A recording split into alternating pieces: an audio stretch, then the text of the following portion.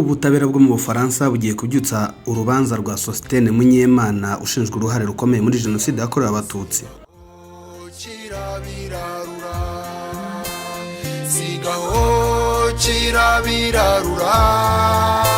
Reka kujomba amahwa mu nkovu kuko inkovu icitse burya abavuzi.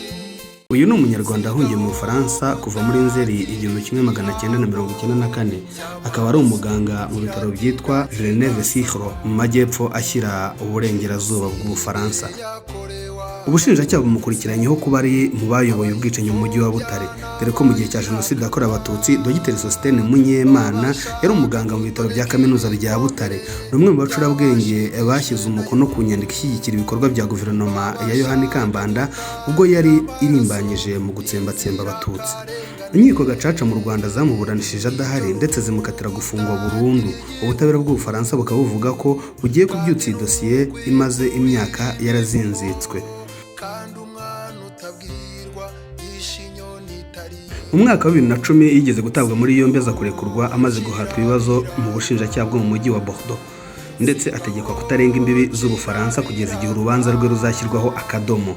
Alain Gauthier uyobora impuzamashyirahamwe aharanira ubutabera n'inyungu z'abarokotse Jenoside yakorewe Abatutsi CPCR yabwiye itangazamakuru ko nubwo urubanza rwa Dr Munyemana rwatinze ariko bishimishije ko ubutabera bwo mu Bufaransa bushyize bukiyemeza gutangira kuburanisha uyu ruharwa. Itariki y'urubanza rwa Dr Munyemana ntiratangazwa, uretse ko hari amakuru avuga ko rushobora gutangira tariki ya 15 Kamena umwaka utaha wa 2022. Icyifuzo cya leta y'u Rwanda cy'uko yakoherezwa kuburanira aho yakoreye ibyaha cyakomeje kudahabwa agaciro, ariko noneho gishobora gusuzumwa bigenze neza impeshyi y'umwaka utaha akazayirira mu Rwanda. Sosthène Munyemana w'imyaka 63 y'amavuko akomoka mu yahoze ari perefegitura ya Gitarama, ubu ni mu ntara y'Amajyepfo. Yari asanzwe azwiho uhezanguni n'ingengabitekerezo ya Giparimehutu, akabigaragariza mu kwanga Umututsi aho ava akagera. Uru rubanza ruzarubaye urubanza rwa kane rw'abaregwa uruhare muri Jenoside yakorewe Abatutsi ruburanishirijwe mu Bufaransa. Muri uku kwezi urukiko rw'Ipari rwahanishije Claude Muhayimana igifungo cy'imyaka 14 amaze guhamwa n'ibyaha bya Jenoside yakoreye ku Kibuye ari naho akomoka. Hari kandi Captain Pascal Simbikangwa wahanishijwe gufungwa imyaka 25, abandi bahoze ari ba burugumesitiri bahanishwa gufungwa burundu. Abajenosideri 8 b'Abanyarwanda birukanwe ku butaka bwa Niger. Ibaruwa yashyizweho umukono tariki ya 21 Ukuboza uyu mwaka wa 2021 na Bwana Amadou Soulay, Minisitiri w'Ubutegetsi bw'igihugu muri Niger, iravuga ko mu minsi 7 uhereye igihe yasinyiwe Abanyarwanda 8 bari mu gihugu cya Niger bagomba kuba bahavuye kandi bakaba batemerewe kugira ikindi gikorwa icyo ari cyo cyose bakorera ku butaka bw'icyo gihugu. Ibyo bivuze ko kuri uyu wa kabiri tariki ya 28 Ukuboza 2021 ari bwo bose uko ari 8 bagomba kuba bazinze uturago, bitaba ibyo bagafatwa nk'abahari mu buryo bwa gicengezi butemewe n'amategeko. Abo ni bamwe mu bahamwe n'uruhare muri Jenoside yakorewe Abatutsi mu Rwanda, barangije ibihano babura aho berekeza, abandi ni abagizwe abere mu buryo budasobanutse. Nyuma y'urubanza babura ibihugu bibakira, maze bose bakomeza gukerakera mu mijyi nka Arusha muri Tanzania, ari naho urukiko rwaburanishije rwari rufite icyicaro. Mu minsi ishize nibwo Niger yagiranye amasezerano n'urwego rwashinzwe kurangiza imirimo y'urukiko mpuzamahanga rwashyiriweho u Rwanda, maze Niger yemera kubakira mu buryo butavuzweho rumwe n'impande zose zirebwa n'iki kibazo. Ubuyobozi bwa Niger rero bwahisemo gukosora iryo kosa maze ryirukana abajenosideri ku butaka bwayo. Abo twavuga ni Proteze Giranyirazo, muramu wa Juvenal Habyarimana, akaba na musaza wa Gata Kanziga, yari umwe mu bagize akazu kateguye kanashyira mu bikorwa Jenoside yakorewe Abatutsi. Undi ni Colonel François Nzuwonemeye, n'umwe mu basirikare bakuru bamamaye cyane muri Jenoside yakorewe Abatutsi. Colonel Anatole Nsengiyumva wayoboye ubwicanyi mu zahoze ari perefegitura za Gisenyi na Kibuye.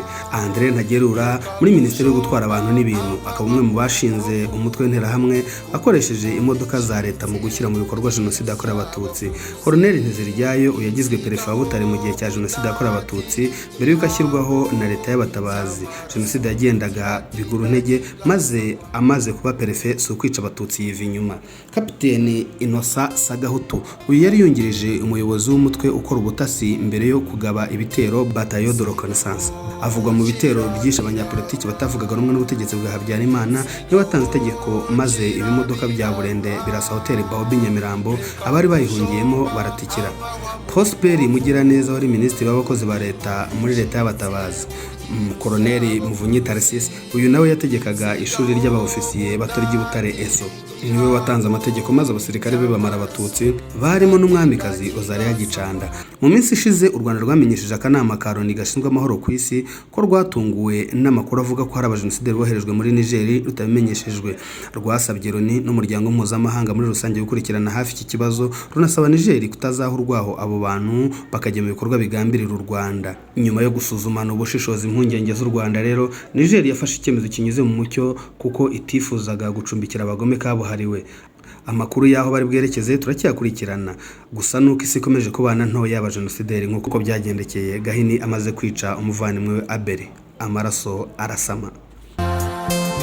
Jenoside yakorewe abatutsi, abayipfobya n'abayihakana baba bashaka gutoneka ibikomere by'abashegeshwe nayo, baba bashaka gutatira amaraso y'inzirakarengane.